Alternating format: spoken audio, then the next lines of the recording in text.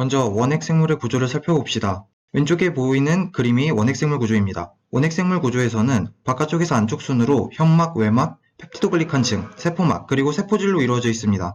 이때 외막과 펩티도글리칸 층을 세포벽이라고 묶어 부릅니다. 이들의 구조를 바깥쪽부터 안쪽 순서로 알아봅시다. 원핵생물은 진정세균과 고세균 모두 세포벽 바깥에 현막이 존재하고 세포벽 중 외막이 아닌 펩티도글리칸 층의 차이가 존재합니다. 진정세균의 경우 N-아세틸글루코사민과 N-아세틸뮤람산이 베타 원포 결합으로 이루어져 있는 펩티도글리칸 층이 포함되어 있습니다. 고세균의 경우 N-아세틸글루코사민과 N-아세틸탈로사민 유론산이 베타 1,3 결합되어 있는 슈도펩티도글리칸으로 이루어져 있습니다. 그로 인해 베타 원포 결합을 특이적으로 파괴하는 리소자임에 대해 내성이 각각 없거나 있게 됩니다. 그리고 세포막의 경우에는 진정세균은 에스테르 결합하고 있는 인지질과 스테로이드의 일종인 호파노이드로 구성되어 있습니다. 그리고 고세균의 경우 글리세롤과 가지친 지방산들이 에테르 결합을 하고 있어 인지질 이중층 또는 단일층 구조가 모두 관찰됩니다. 세포질에 존재하는 DNA의 경우에는 핵이 없고 핵양체에 모여 있으며 한 개의 원형 DNA를 가진다는 특징이 있습니다. 이때 진정세균은 비히스톤 단백질을 갖고 고세균은 히스톤 단백질을 갖습니다. 리보솜은 진핵과 달리 70S의 친간 개수를 갖습니다. 또한 플라스미드는 핵양체로부터 독립적으로 존재하는 DNA로 원형의 구조를 갖습니다. 플라스미드는 숙주 성장에 이점을 제공하는 유전자들을 갖고 있습니다. 이 외에는 선모는 털 같은 구조로 필린 단백질을 이루어져 있으며 역할에 따라 핀브리아와 성선모로 나뉩니다. 편모는 나선형 구조로 세포막과 세포벽을 융기에 뚫은 막관통 단백질입니다. 이는 플라젤린 단백질로 이루어져 있으며 세균의 운동기관으로 수소농도 교육기를 이용해 회전 운동을 수행합니다. 다음은 진핵세포의 내막계입니다. 세포 내막계란 세포 외부의 막에 대하여 세포 내부에 위치한 막계를 말하며 세포의 여러가지 대사작용이 일어나는 장소입니다. 진핵세포에서는 인지질 이중층과 여러 종류의 막단백질로 구성되는 세포 내막계가 발달하여 악성 세포 소기관을 형성하고 있습니다. 핵은 생명활동의 중추로서 유전물질을 포함하고 있는 세포 소기관으로 내부에는 단백질과 RNA로 이루어진 인이 있습니다.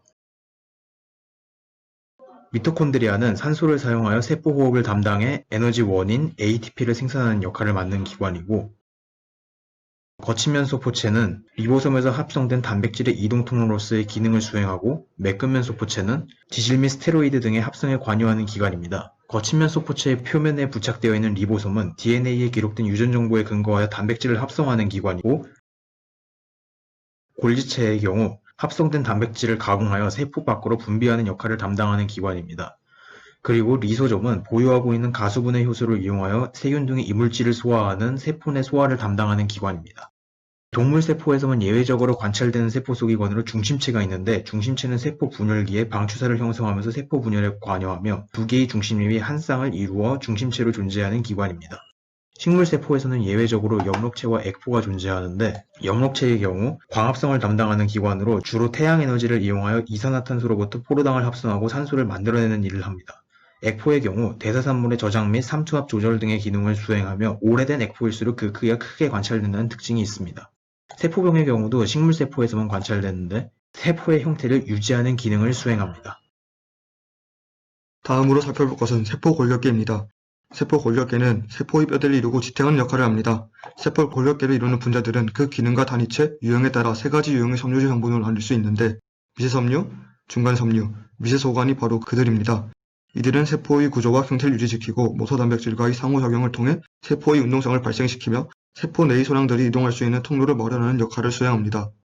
먼저 미세섬유는 G-액틴이라는 단위체로 이루어진 두 개의 가느다란 액틴 사슬이 서로 휘감고 있는 중합체입니다. 미세섬유는 그들과 연결된 단백질에 따라 다양한 역할을 수행하는데, 예로 원형 질막 아래의 섬유질 조직이 액틴과의 교차에 의해 함께 묶여있는 것을 확인할 수 있습니다. 이를 통해 세포를 지탱하는 역할을 합니다.